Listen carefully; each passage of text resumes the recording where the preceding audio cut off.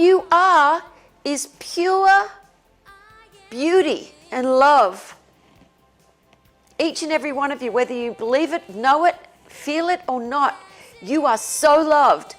If you could please, I really pray that each person will end up understanding, not through intellect, but through heart, how loved you are. And that the divine will do anything for you. The divine created you. It lives in you. The moment the soul leaves the body, the organic body just falls away. But the soul goes on. You go on. But while you're here right now, let's see what you can do to uplift your soul.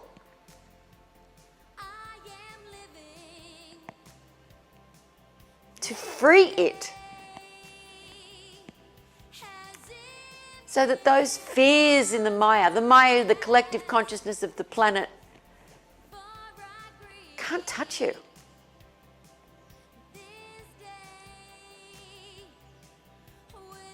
You can feel love and compassion for suffering, but it's not sympathy and it's not empathy. It's just God through you feel it through your heart, feeling compassion. Compassion for anybody who's suffering. And anybody who's suffering, and it doesn't matter what they're suffering from, physical, mental, what's going on in the world right now. If you're not knowing truth and you're not on the path to truth, you are going to suffer. And you're going to look for distractions. And the distractions eventually won't work for you. Then you have to find more and more distractions. Because anytime you're still, you begin to feel something. Whoa, feeling something. Whoa, whoa. I can't look at myself. I don't want to feel anything. Maybe I want to be in love with someone, that'd be cool. But I don't want to feel anything. I better watch some TV. I better clean the house. Well, that's a good idea anyway.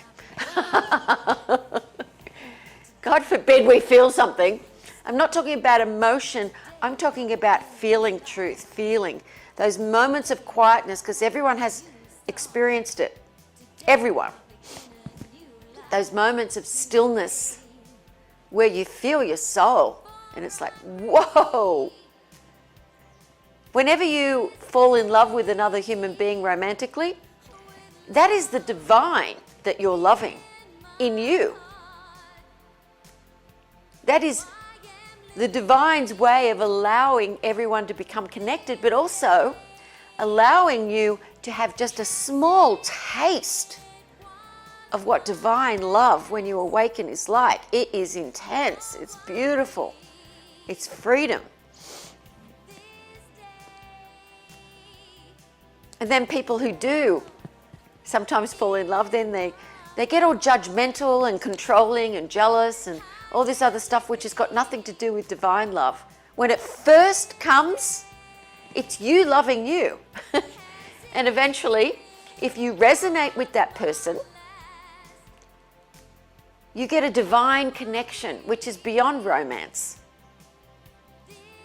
When you're resonating, and I'm talking about when you're resonating at a higher frequency.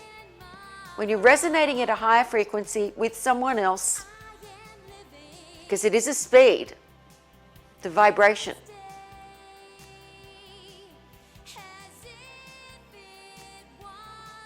Well, then you feel the divine in them, and that's what you love. And then you'll find that you'll just have very intimate moments together. And it doesn't have to be a romantic thing. You just love that person. You love being with them. And you uplift each other. And that's a beautiful thing.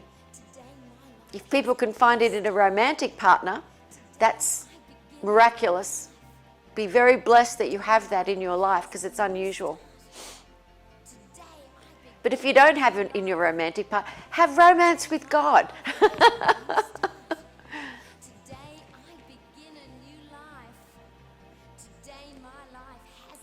I love Ramana, Bhagavan Ramana, the silence. There are so many different methods to practice meditation. Practicing meditation is to stop thought so you can find that stillness and you can feel the divine through you and eventually become unplugged. I'm not going to go through all the Sushumna and the chakras and everything right now. I'm just going to talk about stillness. And there are certain things that you can do to assist your mind to be still.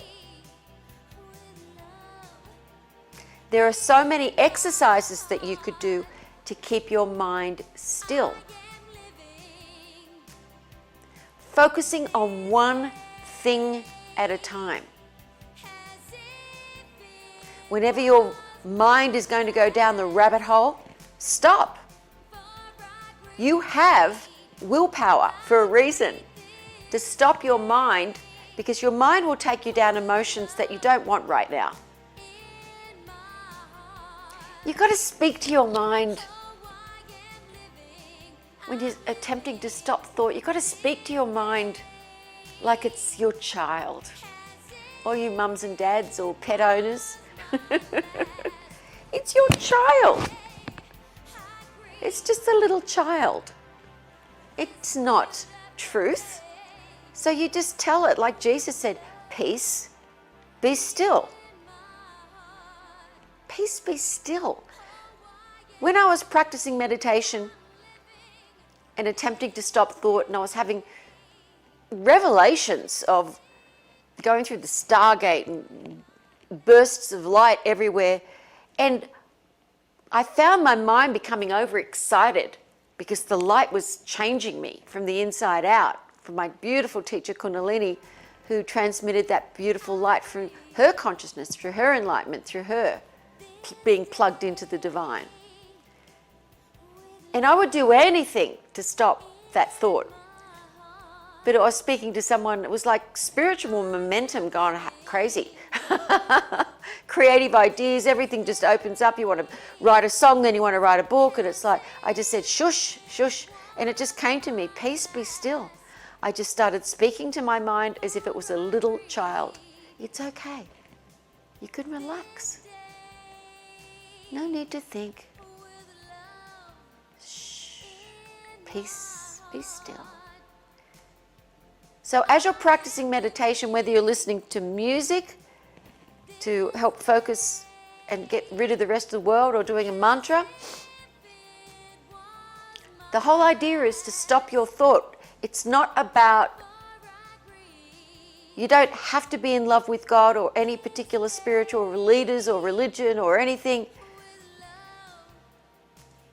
If you want to have an improved immune system, an improved mind, an improved attitude in life, improved success in your life, you've got to be able to focus and not let the mind take you.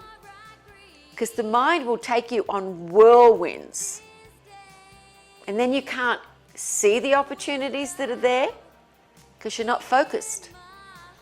You miss out on things. I don't want you to miss out on anything. This is such a rare gift, this life. But one of the things that you can do to find peace of mind is breathe. Breathe.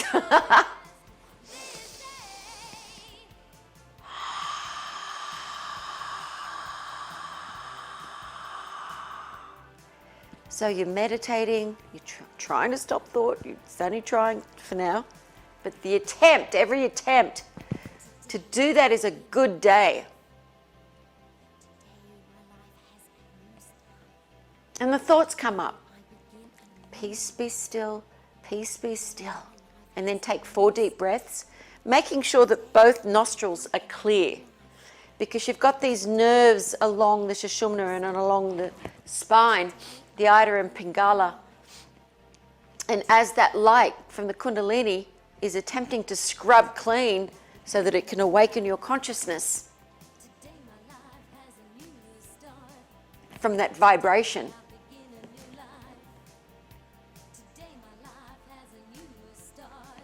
it helps when both nostrils are clear, so you can breathe through both nostrils. Kriya yoga exercises.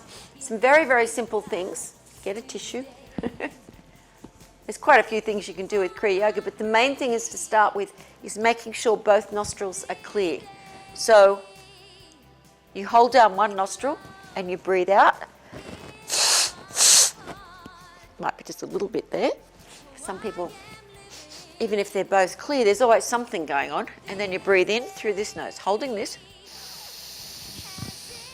And then you breathe out through this nostril.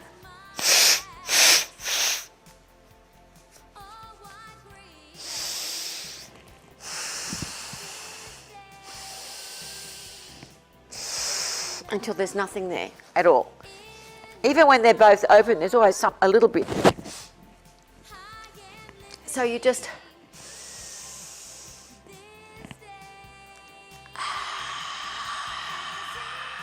feels so good. Quietens the mind. And sometimes it's good to just hunch your shoulders up.